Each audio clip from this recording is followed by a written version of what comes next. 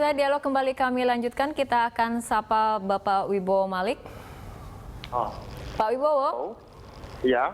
Ya, Pak Wibowo, karena hari ini kemudian tidak bisa bertemu dengan Florence Sihombing, tapi apakah kemudian kuasa hukum juga kemudian sudah berdiskusi dengan pihak kepolisian? Maksudnya berdiskusi dengan pihak kepolisian mengenai hal apa ini? Mengenai penahanan Florence, akan berapa lama, apa saja kemudian upaya yang bisa dilakukan, seperti itu. Atau mungkin kemudian apakah kuasa hukum tidak kemudian mendesak polisi untuk juga ikut menyeret pelaku yang kemudian menyebarluaskan status dari pet Florence Sihombing sendiri? Nah, kalau mengenai langkah-langkah upaya hukum apa yang akan kami tempuh, itu nanti akan kami publikasikan tersendiri. Tetapi mengenai pelaku penyebaran, saya melihat di sini ada yang lucu.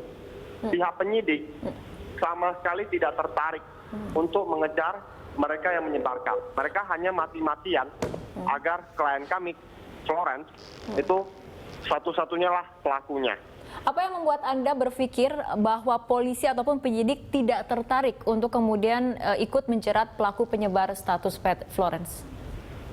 Saya sudah menyampaikan bahwa PAT adalah media sosial yang sifatnya sangat pribadi.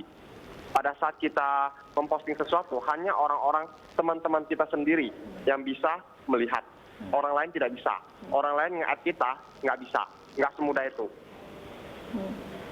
Nah, selanjutnya, saya pernah menyampaikan pada saat BAP saksi saya pernah menyampaikan bahwa seharusnya yang diperiksa bukan hanya klien kami, melainkan mereka yang ikut menyebarkan juga harus ikut diperiksa.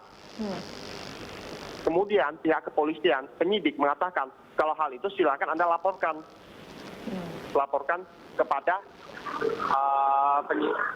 kepolisian, nanti baru akan diusut.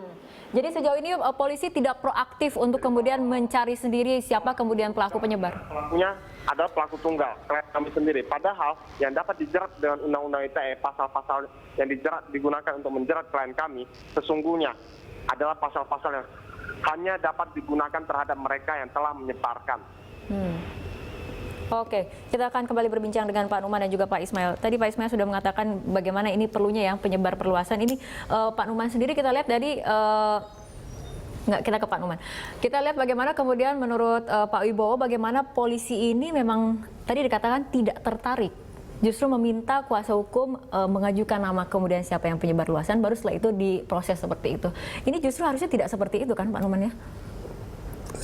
Menurut saya polisi harusnya paham betul bahwa pasal-pasal itu tidak pantas dikenakan kepada Flo, karena dia bukan penyebar kebencian. Jadi betul ketika Pak Wibowo mengatakan harusnya pasal-pasal ini diterapkan ataupun disangkakan pada mereka yang menyebar. Mereka menyebarkan. Menurut saya begitu. Dia korban kalau saya melihat. Oke. Sebelum kita ke Pak Ismail, kita lihat bersama grafik berikut ini terlebih dahulu.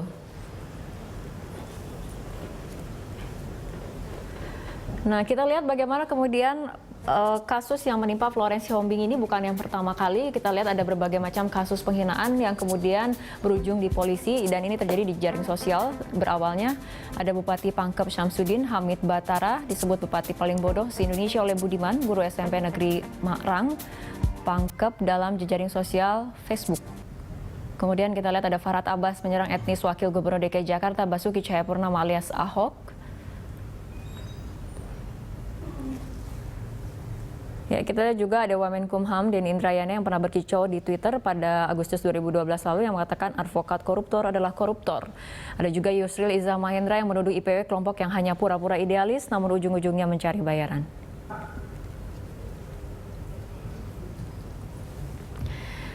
Ada juga kasus-kasus lainnya ya, seperti yang menimpa Rektor IKIP Mataram yang Profesor Said Ruhpina yang melaporkan dosen bahasa Inggris Fakultas Pendidikan Bahasa karena kerap menuliskan hinaan kepada Said.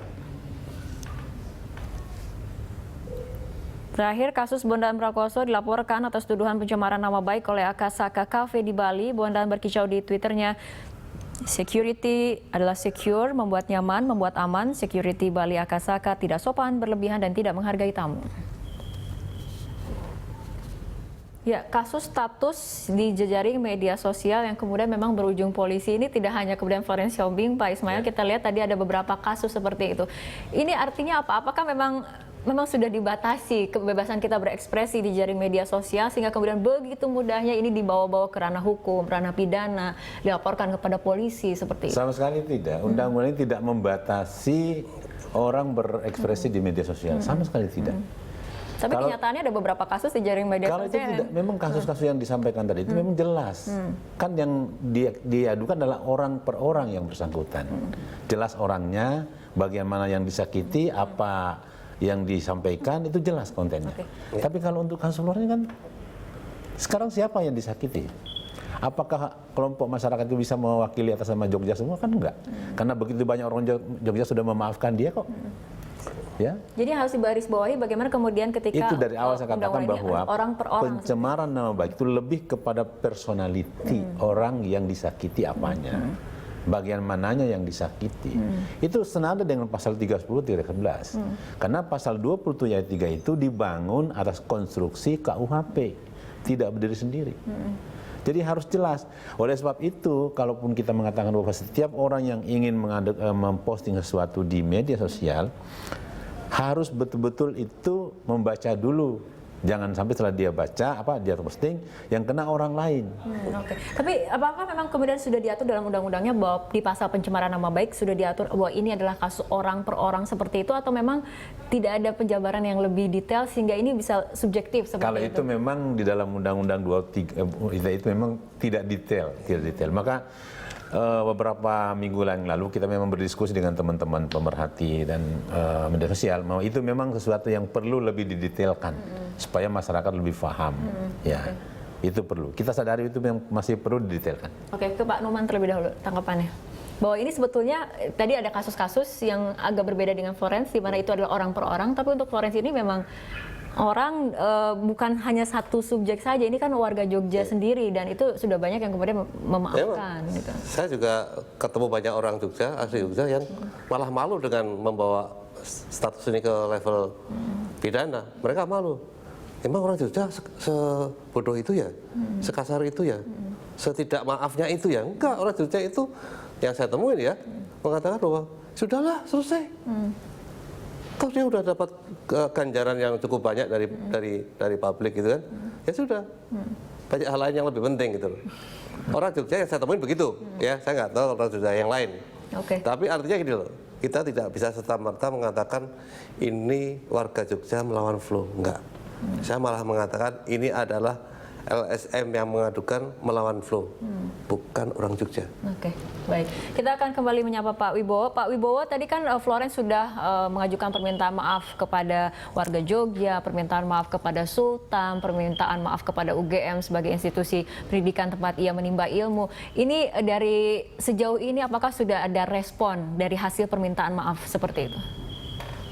Saya sudah mendapat banyak sekali respon, bahkan kami sudah mempunyai banyak simpatisan, orang-orang yang bersedia memberikan kami support, orang-orang yang bersedia membantu saya untuk membela klien kami, Florence Sihombing. Seperti itu. Baik. Tadi upaya hukum yang akan dilakukan selanjutnya kapan kemudian akan dipublikasikan, Pak Wibowo? Saya rencana besok pagi mengajukan permohonan penangguhan penahanan. Malam ini saya berusaha menyelesaikan beberapa hal dulu, tetapi finishnya baru bisa besok pagi. Baik, Pak Wibowo Malik, terima kasih telah bergabung bersama kami dan berbincang dalam Prime Time Talk. Dan pemirsa tetaplah bersama kami, dialog akan kami lanjutkan usai jeda.